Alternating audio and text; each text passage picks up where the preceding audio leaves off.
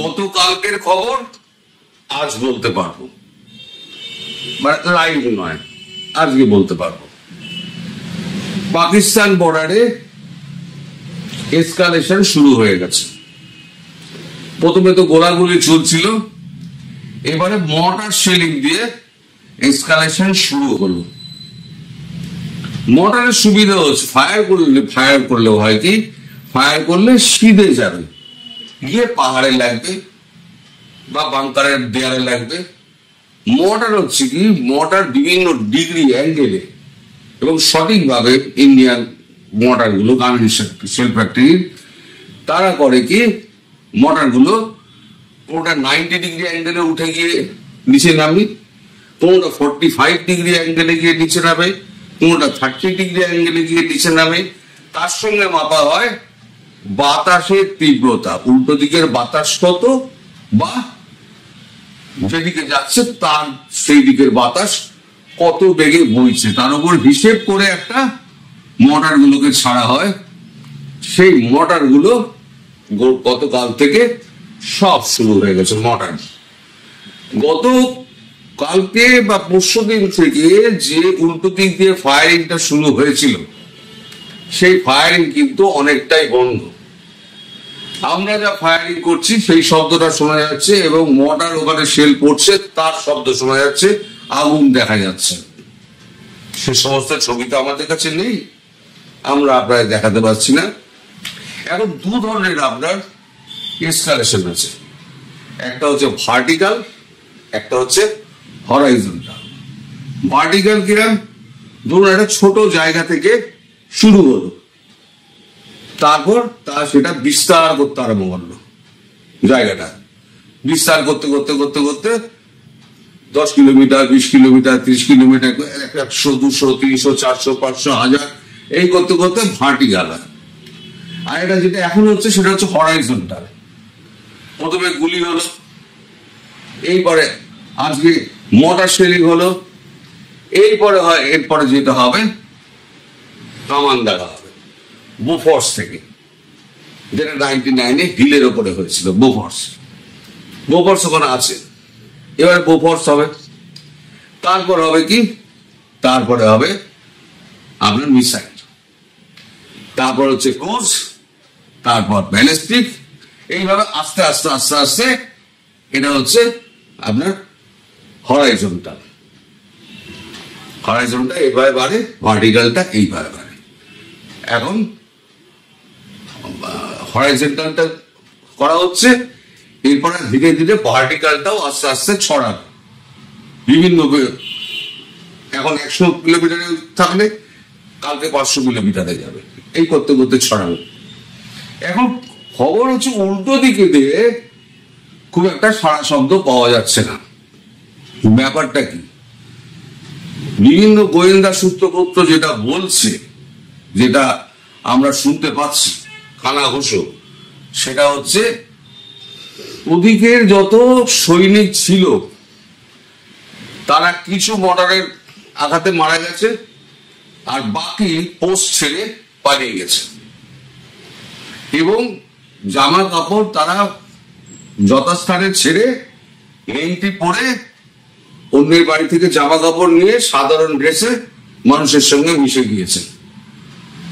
বুঝে গেছে এই অসম যুদ্ধে পারবো না, কারণ পাকিস্তান বরাবরই মনে করে এসেছিল যে আমরা অক্ষরধাম থেকে শুরু করে 26/11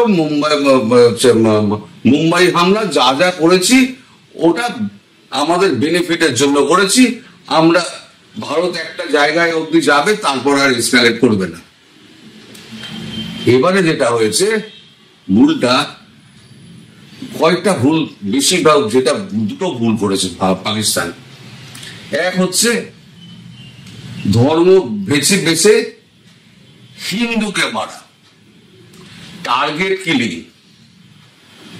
যেটা ভারতবর্ষ একেবারেই পছন্দ করে না। আর নাম্বার 2, যে সময় 22 তারিখে এই ঘটনা ঘটেছিল সেই সময় আমেরিকার ভাইস প্রেসিডেন্ট JD ভান্স তিনি ভারতবর্ষে উপস্থিত ছিলেন। যখন এই ঘটনা ঘটছে, খবর পাওয়া গেছে আজকে জেডি ভান্সের ওয়াইফ উষা ভান্স তিনি থম মেরে বসেছিলেন এবং হাহাকার করছেন। সেটা জেডি ভান্স নিজের চোখে দেখেছেন এবং ওই ফুটেজগুলো উনি দেখেছেন। তারপর আমেরিকান এম্বাসি থেকে তিনি অরিজিনাল ফুটেজ আনিয়েছেন।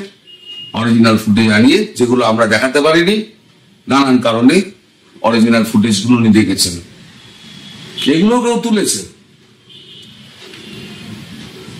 এই খবরটা ট্রাম্পের কাছে গিয়েছে, এই খবরটা তুলসী গ্যাবার্ডের কাছে গিয়েছে। তুলসী গ্যাবার্ড সঙ্গে সঙ্গে বলে টুইটারে জানিয়ে দিয়েছেন যে আমরা এই সন্ত্রাসবাদের বিরুদ্ধে আমরা বরাবর ভারতের পাশে আছি। একই কথা ট্রাম্পও জানিয়ে দিয়েছে। ফলে এই যে দুটো ভুল পাকিস্তান করলো, একটা হচ্ছে টার্গেট কিলিং আর একটা হচ্ছে আমেরিকান ভাইস প্রেসিডেন্টের উপস্থিতি, এই দুটো পাকিস্তানকে আরো গাড্ডায় ফেলে দিয়েছে। পাকিস্তানের পাশে এখন কেউ নেই, তুর্কি ছাড়া পাকিস্তানের পাশে আর কেউ নেই, আর আছে বাংলাদেশ। তার কথা পরে বলবো। বাংলাদেশে এখন পাকিস্তানের ভেতরে একটা চারদিকে খবর উঠেছে। এমনি তো আপনার তো প্রচুর লোকজন, মানে সৈন্য সব রিজাইন করে এদিক ওদিক ভেঙে যাচ্ছে। একটা খবর উঠেছে যে এই যে আসিম মুনির সম্ভবত 16 কি 18 তারিখ নাগাদ আসিম মুনির তিনি একটা বক্তৃতা দিয়েছেন। এই বক্তৃতাতে উনি বলেছিলেন যে এই মানুষের এই যে ভেনটা হচ্ছে না, এটা যুগল প্যান, এই ভেনটা যদি কেটে দেওয়া হয় তাহলে পরে মানুষ বাঁচে না, তৎক্ষণাৎ মারা যায়। কারণ এই ভেনটা দিয়ে আপনার সরাসরি মস্তিষ্কে রক্ত ধরে যায়। পাকিস্তানের কাছে কাশ্মীর হলো ওই ভেনটা। এই বক্তব্য তার দেওয়ার 2-3 দিন বাদেই এই ঘটনা ঘটেছে। তারপর থেকে, এই ঘটনার পর থেকে আসিম মুনির সেই যে বেপাত্তা হয়েছেন, মানে সমাজ মাধ্যমে যা জানা যাচ্ছে, তাকে আর কোথাও দেখা যাচ্ছে না। পাকিস্তানের প্রধানমন্ত্রী শাহবাজ শরীফের দপ্তর থেকে একটা ছবি প্রকাশ করা হয়েছে, একটা গ্রুপ ফটো। সেইখানে উনি বসে আছেন, একটা ওই ট্রেনিং ফোর্স আছে, ফোর্সের শেষ হয়েছে, ট্রেনিং শেষ হয়েছে, সেখানে তিনি উপস্থিত হয়ে বক্তৃতা দিয়ে তারপরে ওখানে গ্রুপ ছবি তুলেছেন। সেই ছবিটা দেখানো হচ্ছে, কিন্তু কোনো ভিডিও ফুটেজ আসিম মুনিরের কোথাও নেই। তাহলে মানুষটা গেল কোথায়? মানুষটা কোথাও একটা বাংকারে ছুপে গেছে। বুঝে গেছে এবারে সাপের মাথায় আমি পা দিয়ে দিয়েছি, সাপ এবার সবল আমায় মারবে। আর প্রতিবার ভারতবর্ষকে বেড়ে পার পেয়ে গেছে, এবার আর পার পাওয়ার কোনো সুযোগ আর নেই। আজকে যখন আমি খবরটা করছি সেই সময়তে হয়তো বোফার্স চালু হয়েছে, দাগতে শুরু হয়েছে, আজকে না হলেও কাল হবে। এইবার ধীরে ধীরে দেখবেন আস্তে আস্তে এসকালেশনটা বাড়বে। এর মধ্যে আরেকটা খবর শোনা যাচ্ছে যে প্রধানমন্ত্রী যে আমাদের রাষ্ট্রপতির সঙ্গে দেখা করেছিলেন, দ্রৌপদী মুর্মুর সঙ্গে দেখা করে তিনি সম্ভবত একটা প্রস্তাব দিয়েছেন যে কাশ্মীরে আবার মানে রাষ্ট্রপতি শাসন জারি করার ব্যাপারে।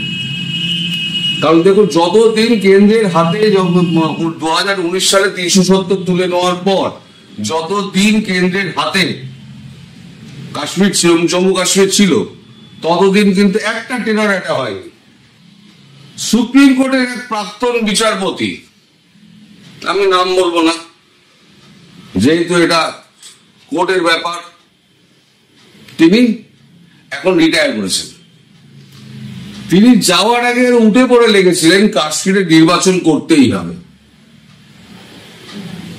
তাকে একেবারে নির্বাচন করিয়ে যেতে হবে।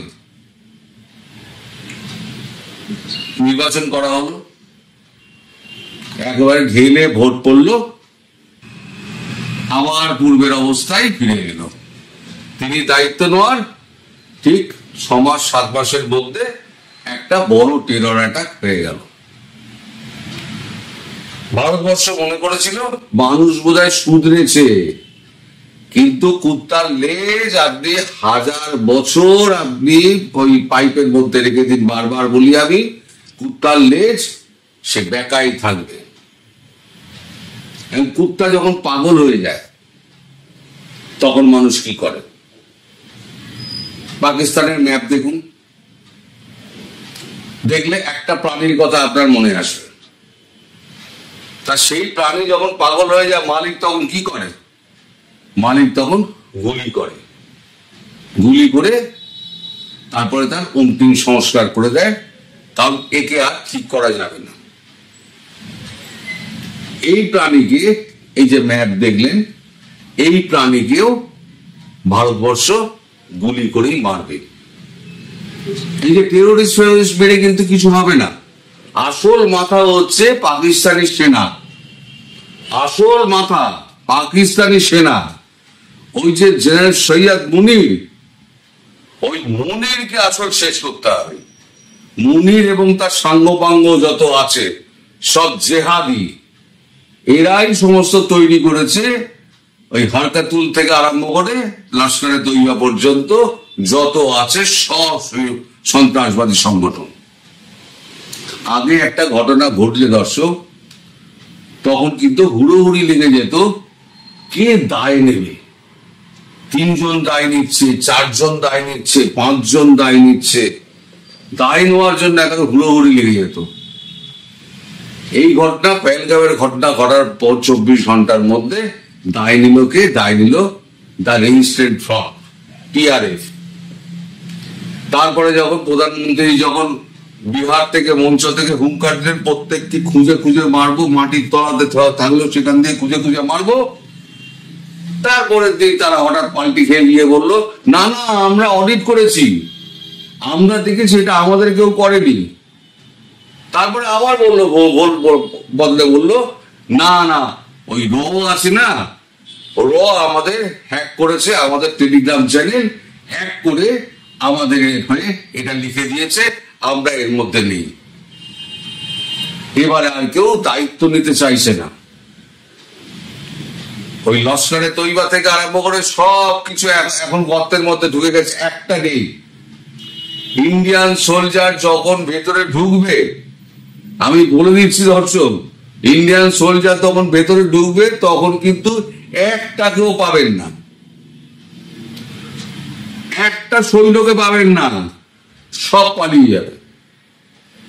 ভারতীয় সেনা ঢোকার আগে সব পালিয়ে যাবে। আর যে কটা থাকবে সে কটা দেশপ্রেমী সেনা থাকবে, তো সবসময় দেশপ্রেমী কিছু লোক থাকে, সেনাও থাকে। দেশপ্রেমী সেনা সামনে পড়বে এবং তারা প্রান্তি দেবে। আর জেহাদ ফেয়ার দাম ওইসব চূড়ন ফুরন আর চলবে না। ভারতবর্ষ বুঝে নিয়েছে সে কুত্তা পাগল হয়ে গেছে, কুত্তাকে গুলি করেই মারতে হবে। এখন কুত্তা গুলি খাবে, খুব তাড়াতাড়ি গুলি খাওয়ার জায়গায় চলে যাবে। আপনারা দেখতে থাকুন এবং ওয়েট করুন। এর শেষ কিন্তু এবারে হবে আগামী 100 বছরের মধ্যে। পাকিস্তান কোমর তুলে দাঁড়াতে পারবে না, ভারত এমন শাস্তি দেবে।